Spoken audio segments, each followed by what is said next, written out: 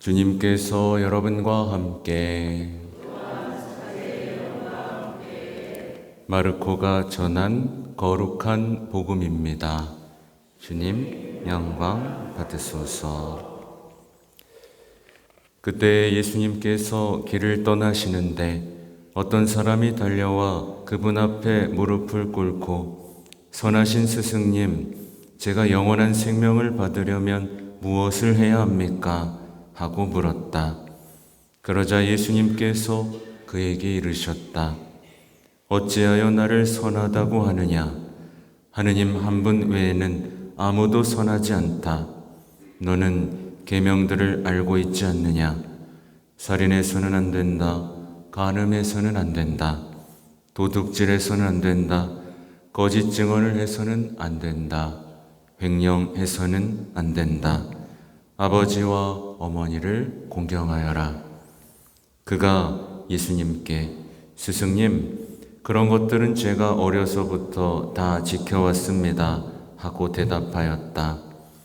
예수님께서는 그를 사랑스럽게 바라보시며 이르셨다. 너에게 부족한 것이 하나 있다. 가서 가진 것을 팔아 가난한 이들에게 주어라. 그러면 내가 하늘에서 보물을 차지하게 될 것이다. 그리고 와서 나를 따라라. 그러나 그는 이 말씀 때문에 울상이 되어 슬퍼하며 떠나갔다. 그가 많은 재물을 가지고 있었기 때문이다. 예수님께서 주위를 둘러보시며 제자들에게 말씀하셨다.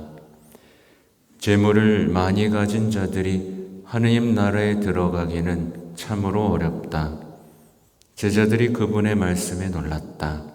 그러나 예수님께서는 그들에게 거듭 말씀하셨다. 얘들아, 하느님 나라에 들어가기는 참으로 어렵다. 부자가 하느님 나라에 들어가는 것보다 낙타가 바늘 뒤로 빠져나가는 것이 더 쉽다. 그러자 제자들이 더욱 놀라서 그러면 누가 구원받을 수 있는가 하고 서로 말하였다. 예수님께서는 그들을 바라보며 이르셨다. 사람에게는 불가능하지만 하느님께는 그렇지 않다. 하느님께는 모든 것이 가능하다. 그때 베드로가 나서서 예수님께 말하였다. 보시다시피 저희는 모든 것을 버리고 스승님을 따랐습니다. 예수님께서 말씀하셨다. 내가 진실로 너희에게 말한다. 누구든지 나 때문에 또 복음 때문에 집이나 형제나 자매, 어머니나 아버지, 자녀나 토지를 버린 사람은 현세에서 박해도 받겠지만 집과 형제와 자매와 어머니와 자녀와 토지를 100배나 받을 것이고 내세에서는 영원한 생명을 받을 것이다. 주님의 말씀입니다.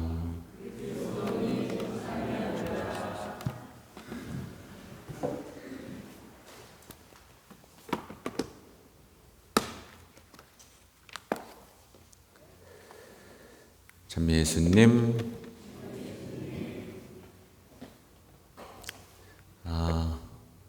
늦은 밤이라서 좀 잘 안 보였겠는데 옆에 나무 없어진 거 보이시죠? 컨테이너 건물하고 보이셨어요? 네. 앞으로 할 일이 참 많이 남았습니다. 좀 이렇게 세상과 호흡하는 교회를 만들어 보고 싶은 마음이었어요. 거기에 대한 얘기는 제가 오전에 다 해가지고 다른 얘기를 좀 하면 여러분 2차 바티칸 공의회 들어는 보셨죠? 네. 그 시점을 통해 이제 모국어로 미사도 하게 됐고 등 돌리고 있던 사제들이 앞을 보고 미사를 드리게 되는 등 여러 가지 아름다운 변화들, 그거를 처음으로 이제 주도하셨던 분이 이제 성요한 23세 교황님인데, 답답하다, 창문 좀 열자, 이렇게 교회의 창문을 여는, 하여튼 어떤 중요한 변화의 순간이었어요. 근데 사람들이 그거 좋아할게요, 안 좋아할게요? 안 좋아했어요. 심지어 사제들은 옷을 벗었습니다. 수많은 사제들이 옷을 벗었어요. 나 이렇게 이런 교회 싫어. 난 그냥 전통원에 들어갈래. 수많은 교회들이 사제들이 옷을 벗고 교회에 맞섰죠. 또 요즘에 시노달리타스 여정 중에 있거든요, 우리가. 그래서 어떤 사람들의 이야기를 경청하고 만나고 경청하고 식별하고 더 많은 사람들이 참여하는 이 대단한 변화가 지금 교회 중에 있습니다. 근데 지금 우리가 살아가는 사람들이 지금 이거에 관심을 가질까요, 안 가질까요? 이걸 기뻐할까요, 안 기뻐할까요? 네. 수년 뒤에 보면 어떻게 돼 있을까요?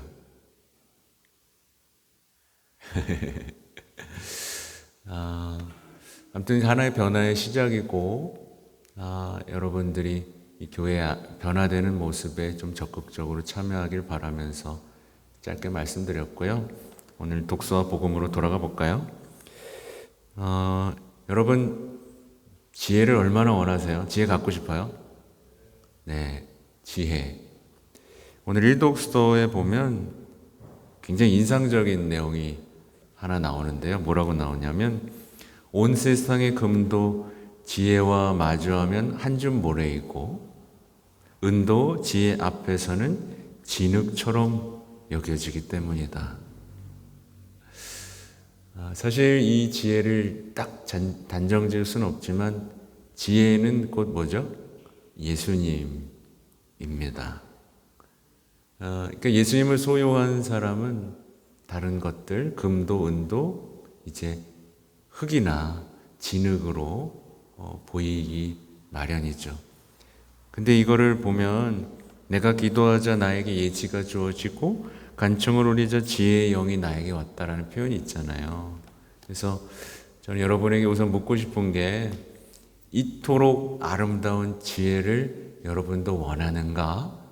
아니면 그냥 별로 관심이 없는가?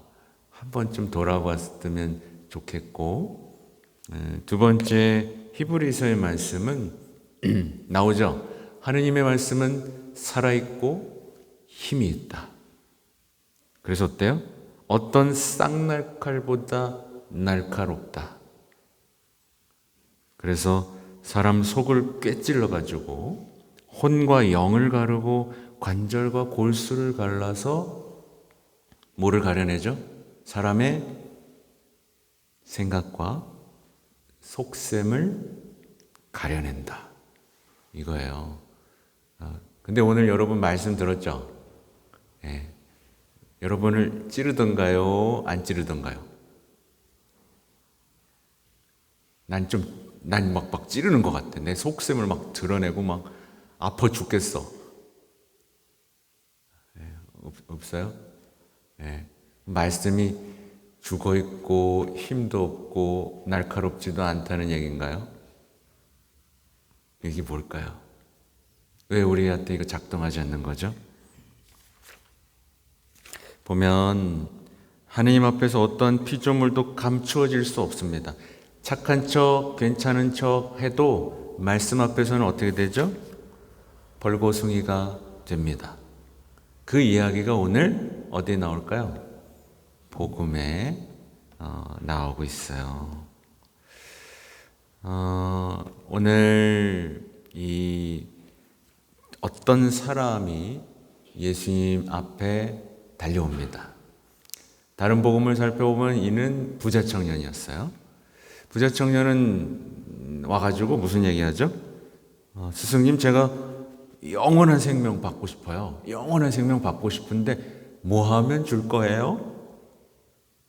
이렇게 표현을 합니다. 근데 그는 부자였어요. 가진 게 많았겠죠, 그죠? 그는 뭔가 다 가졌고 할 수 있는 것도 많았는데 뭔가 공허한 느낌이 있었던 것 같아요. 말하자면 여러분은 예수님 앞에 달려와서 뭘 청하죠, 요즘에? 뭘 청해요? 스승님, 제가 마음이 평화가 없는데 제가 평화 얻으려면 무엇을 해야 합니까? 우리 부부 사이가 별로 좋지 않은데 우리가 다시 행복해지려면 무엇을 해야 합니까? 또 뭐가 있을까요? 여러분 뭘 원하죠?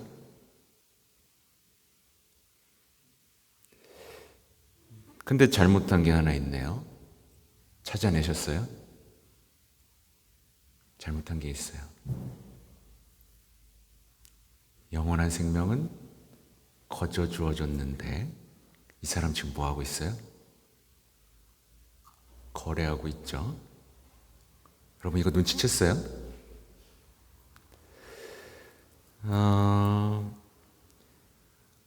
어떤 사람은요 수십 년 신앙생활하고도 예수님 저 이거 할 테니 이걸 주세요. 계속 그래요. 이거 할 테니까 이거 주세요 라고 합니다. 이게 뭐죠 지금? 아버지하고 관계가? 거래 관계고 상업적인 관계, 이용하는 기브 앤 테이크 관계가 돼버렸어요. 이거 믿음 맞나요? 아닌가요?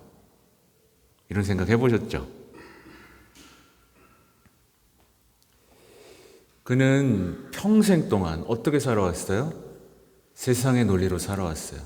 이거 지켰으니까 내놔. 내가 이만큼 해줬지? 너도 줘. 세상의 논리, 재물의 논리로 실패한 적이 없어요. 근데 그 세속적 논리로 가득 차 있어서 그가 현대로 보면 세상에서 늘 성공하던 사람이에요.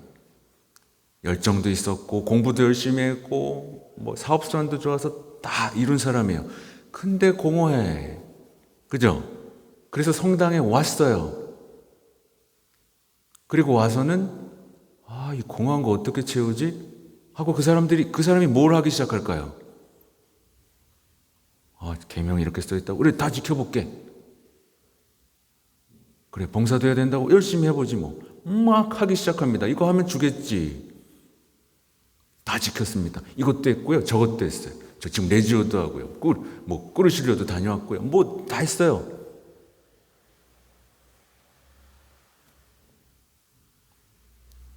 이 청년 다 했어요? 안 했어요? 다 했는데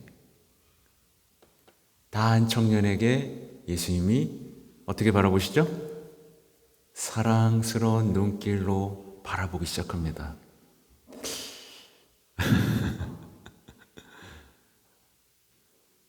알려주고 싶으셨던 거예요.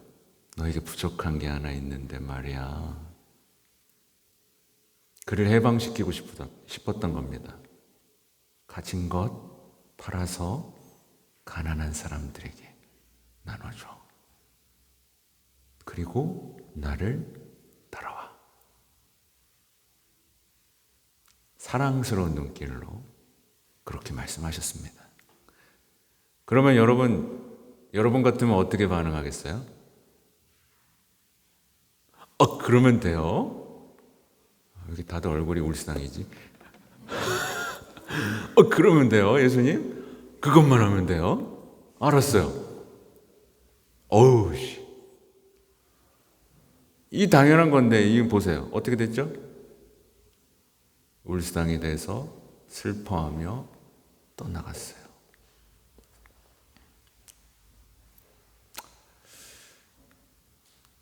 이 말씀 앞에 그가 발가벗겨진 겁니다. 이 사람이 어떤 사람인지가 완전히 발가벗겨진 거죠. 그의 생각, 속셈, 말씀 앞에서 그가 정당하다고, 나 정도면 괜찮다고, 다 지켜왔다고, 그러니 주셔야 된다고, 뭘 더 하면 내가 얻어낼 수 있냐라는 이 못된 심보, 하느님을 거래 관계로, 상업적인 관계로 살아오면서 이웃들과는 하나도 나누지 않고 이기적으로 살아왔던 그가 말씀 앞에서 벌거벗겨진 겁니다.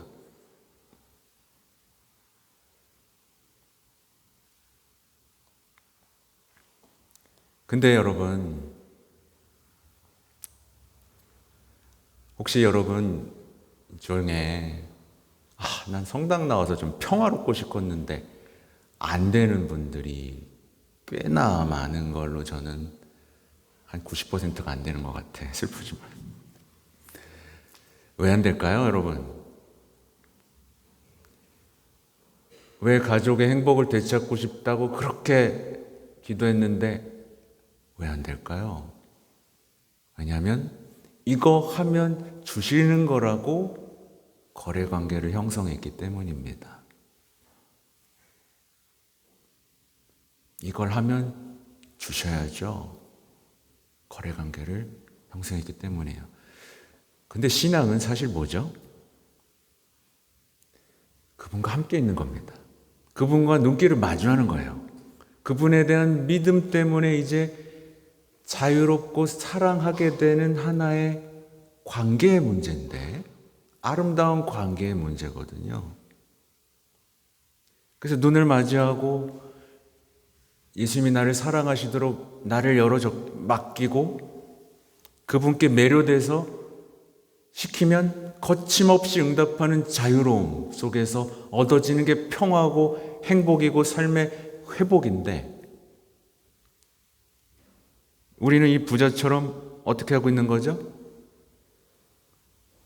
뺏기고 싶지 않은 내가 삶에서 추구했던 삶의 안정은 그대로 갖고 있으면서 이건 건들지 마세요. 이건 건들지 마세요. 여기까지만 오세요. 에이, 얼마면 돼요? 얼마 내면 나 평화 줄 건데. 건들지 말고 왜 자꾸 뭘 시켜요? 강요하지 말라고요. 따라오라고? 나 이 정도면 충분해. 나 서 있어요. 어때? 나 다 지켰는데 뭐. 나 기부도 적당히 하는데 뭐. 조금만 더 하면 주면 될 거 아니에요. 왜 그래요? 나 주일 지켰고 판공 보고 있고 묵주기도 5단도 하고 있는데 줘야지. 사랑이 시작됐어요? 안 시작됐어요? 말씀 앞에서 벌거벗겨지는 겁니다. 이렇게 울상이 돼서 슬퍼하며 떠나가는 거죠. 그토록 보고 싶었던 그 사랑이 눈앞에 있고 구원자가 눈앞에 있는데도 슬퍼하는 청년을 보십시오.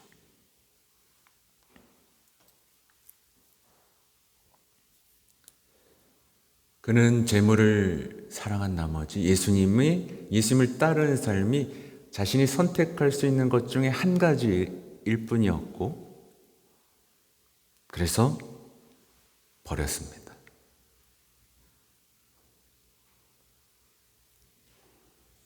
재물에 압도되는 바람에 용기 있는 자유로운 응답을 할 수 없게 돼버렸죠. 그래서 오늘 복음에 뭐라고 나오죠?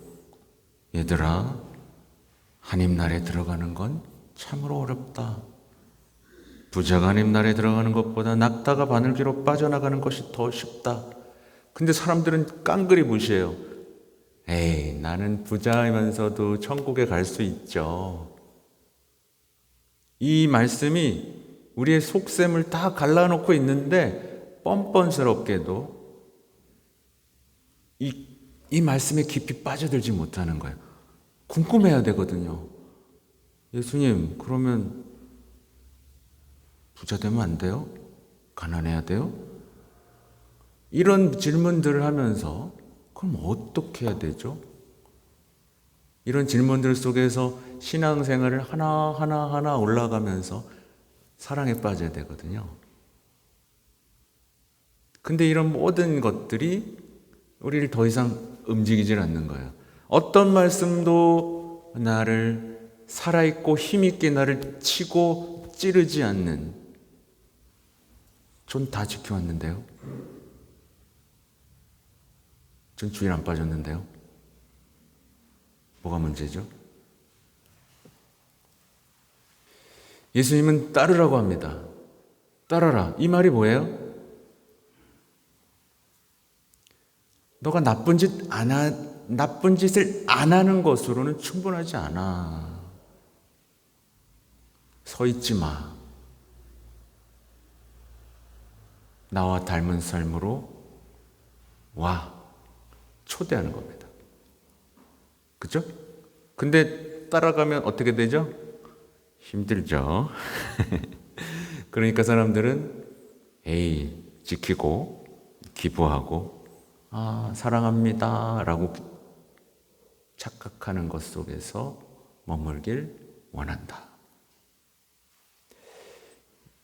여기부터는 지금 교황님 얘기하는 거예요. 교황님이 하셨던 강론 얘기하는 거예요. 좀 세죠? 그래서 교황님은 이렇게 분명히 말씀하십니다. 디모데후서 6장 10절에 이런 내용이 나와요. 돈을 사랑하는 것이 모든 악의 뿌리이다. 그러니까 삶의 중심이 돈에 있으면 하나님 자리가 있을까요? 없을까요? 아니요. 저는 돈도 하나님도 다 사랑할 수 있어요. 천만의 말씀. 하나님과 재물을 함께 섬길 수 없다는 말씀이 있죠. 근데 우리는 돈을 중심에 둡니다. 그럼 하나님의 자리가 없죠. 하나님의 자리가 없는 이 마음에는 또 뭐가 없을까요? 인간도 들어설 자리가 없습니다. 그래서 철저하게 냉정한 사랑 없는 사람이 되고 결국 자신을 위한 자리도 없습니다. 자신을 위해서 막 사는데 가슴이 뻥 뚫린 것처럼 공허함이 오죠. 그게 인간입니다. 그래서 제가 치웠잖아요. 재밌는 일이 막 있었어요. 여기 컨테이너 치우고 옆을 팍 뚫었더니 갑자기 냉담자가 오네. 그러더니 저한테 훈수를 두는 거예요. 신부님 잘하셨어요. 얼마나 좋은지 모르겠어. 그래서 근데 세례 받으셨어요? 했더니 제가 한때는 막 이러더라고요. 그래서 저랑 텄으니까 나오세요. 그러면서 그분이 하는 말이 얼마나 답답했는지 모릅니다. 왜 자기들끼리만의 공간을 만드는지 모르겠어요. 교회가 좀 열려 있으면 안 되나요? 라는 얘기를 하더라고요. 똑같습니다. 이 하나님, 예수님, 나아가는 사랑 앞에서 갇혀버리면 슬픔이 덮치기 시작합니다. 부패하고 타락하고 갈라서는. 네. 아무튼 여러분, 성경을 읽으면요, 지금 세속이 여러분에게 괜찮다고 말하는 수많은 기준들을 산산조각 냅니다. 예수님은요. 한 번도 적당히 얘들아, 하나님 나라 내가 다 책임질 테니까 적당히 살고 적당히 신앙생활하고 그냥 너네가 행복하면 나는 행복해. 이런 얘기 한 적이 없어요. 내가 일부러 찾아봤어. 그런 거 있나? 근데 여러분 찾으시면 저 알려주세요. 없어요. 언제나 따라라. 심지어 얼마 전에 들으셨죠? 뽑아버려라. 잘라버려라. 그죠? 그러니까 근데요, 어떤 분들이 이게 너무 힘든 얘기일 수도 있지만 그분과 함께 있는데 뭐가 부족해요? 그 행복으로 여러분을 초대하고 싶은 겁니다. 네. 부디. 그리고 한 가지만 더 하면 제가 이제 강론을 하고 사람들하고 만나면서 알게 된 게 하나 있어요. 뭐냐면요, 가톨릭 신자들에게 가장 부족한 게 뭔지 아세요, 여러분? 믿음입니다. 믿음이 없어요. 믿지 않으니까 안 합니다. 합리적으로만 생각합니다. 배우기만 합니다. 지식, 그렇구나라고만 하고 내가 믿고 한 걸음 나아가고 위험을 무릅쓰는 믿음의 여정에 들어설 생각이 없어요. 그래서 가톨릭 신자들의 대부분 울상이 되어가는 이유가 바로 여기에 있어요. 예수님을 믿었다면 그래요? 했을 텐데 생각해 보니까 아닌 것 같잖아요. 그래서 울상이 되지 않습니까? 부디 여러분은 오늘 복음 속 어떤 청년, 이 부자 청년처럼 돈을 선택하는 사람이 되지 않기를 바랍니다. 아멘.